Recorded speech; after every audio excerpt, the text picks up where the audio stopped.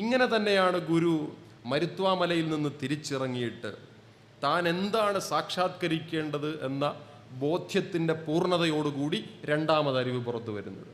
ആ അരുവി പുറത്ത് വന്നതിന് ശേഷമുള്ള ശ്രീനാരായണൻ്റെ സാന്നിധ്യങ്ങൾ, ശ്രീനാരായണൻ്റെ ചലനങ്ങൾ ചരിത്രമാണല്ലോ, ഞാനത് പറയേണ്ട കാര്യമില്ല. അതും നമ്മൾ ഇന്ന് പോകുന്ന വഴിയിലൂടെ അല്ല ഗുരു പോയിരിക്കുക. ഇപ്പം ഇന്ന് പോകുന്നത് ഒന്നുകിൽ നമ്മൾ പെരുമ്പഴുതൂർ വഴി ബസ്സിൽ പോകും, അതല്ലെങ്കിൽ നമ്മൾ ഇരുമ്പിൽ ചെന്നിട്ട് അവിടുത്തെ റോഡിലൂടെ നമ്മൾ പോകും. പക്ഷെ ഇത് രണ്ടുമല്ലാത്ത ഒരു പാതയിലൂടെ അരുവിപ്പുറത്തേക്കൊരു വഴി ഒരു 10-20 കൊല്ലം മുമ്പ് വരെ ഉണ്ടായിരുന്നു. ഈ കൂട്ടത്തിൽ ചിലർക്കെങ്കിലും അത് അറിയാമെന്ന്, രാജേഷ് സാറിനൊക്കെ ചിലപ്പോൾ അറിയാമായിരിക്കും. ഞാൻ ആ വഴിയിലൂടെ സഞ്ചരിച്ചിട്ടില്ല, പക്ഷെ ആ വഴി സഞ്ചരിക്കാനുള്ള ശ്രമം ഞാനിപ്പോൾ നടത്തിക്കൊണ്ടിരിക്കുകയാണ്.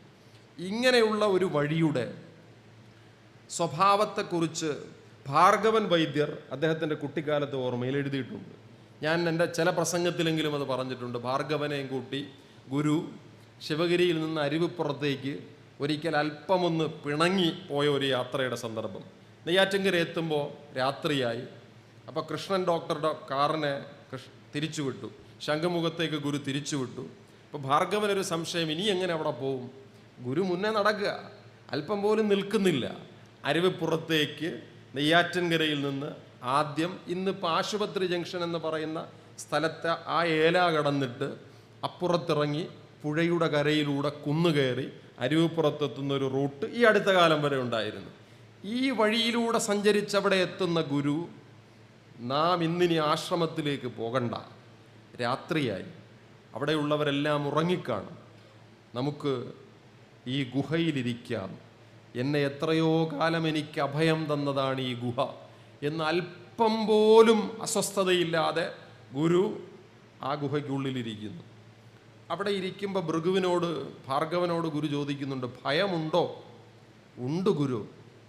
ഗുരു പറയുന്ന മറുപടി, അത് രണ്ടെന്ന് തോന്നുന്നത് കൊണ്ടാണ് ഭയം, ഒന്നാണെന്ന് തോന്നിയാൽ പിന്നെ ഭയമില്ല. ഈ ഒന്നെന്ന തോന്നലാണ് മരുത്വാമലയിൽ നിന്ന് നേടിയ അറിവ്. ഇത് വ്യക്തികൾ ഒന്നാണെന്ന് മാത്രമല്ല, ഈ പ്രപഞ്ചവും ഞാനും തന്നെ ഒന്നാണ്. നോക്കൂ, ആ സൂക്ഷ്മമായ അറിവ് നേടിയ ഒരാളുടെ ഉള്ളിൽ എങ്ങനെ ജാതിഭേദമുണ്ടാകും, എങ്ങനെ മതദ്വേഷമുണ്ടാകും, എങ്ങനെ അപരനോട് വിരോധമുണ്ടാകും, എങ്ങനെ മറ്റൊരാളുടെ പ്രീതി എൻ്റെ പ്രീതിയല്ലാതായി മാറും? എന്നിട്ടും ആർക്കെങ്കിലും ദേഷ്യമോ വിരോധമോ അസൂയയോ ഉണ്ടാകുന്നുണ്ടെങ്കിൽ അതിൻ്റെ അർത്ഥം എന്താ? ഞാൻ അദ്വൈതത്തെ മനസ്സിലാക്കിയില്ല, ഞാൻ രണ്ടാണെന്നാണല്ലോ. അവിടെ ഇരുന്ന് ഭാർഗവൻ പറയും, ദർശനമാലയിലെ ചില ശ്ലോകങ്ങൾ ഗുരു എനിക്ക് പറഞ്ഞു തന്നു.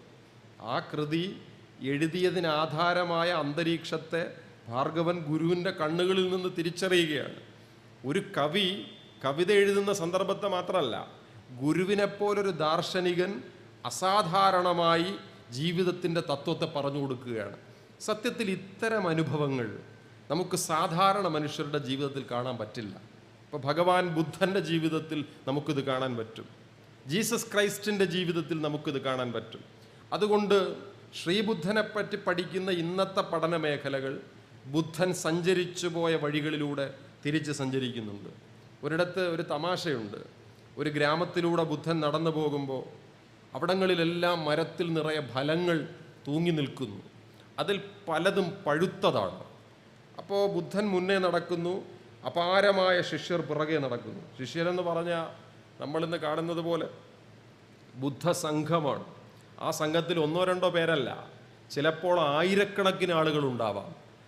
അതിൻ്റെ ചിത്രം നമുക്ക് പിന്നീട് ചരിത്രത്തിൽ നിന്ന് കിട്ടുന്നുണ്ട്. പിൽക്കാലത്ത് കാശ്മീര ശൈവിസത്തിൻ്റെ പ്രതിഷ്ഠാപകൻ ഒക്കെയായി മാറിയ സാക്ഷാൽ അഭിനവഗുപ്താചാര്യർ, ഇന്ത്യൻ ഫിലോസഫിയിലും ഇന്ത്യയുടെ കാവ്യദർശനത്തിലും അപാരമായ സിംഹാസനങ്ങൾക്കുടമയായ അഭിനവഗുപ്താചാര്യർ സമാധി അടയുന്ന സന്ദർഭത്തിൽ അദ്ദേഹത്തിൻ്റെ ശിഷ്യർ അദ്ദേഹത്തോടൊപ്പം സമാധിയായതിനെക്കുറിച്ച് നമ്മൾ വായിക്കുകയും കേൾക്കുകയും ചെയ്തിട്ടുണ്ട്.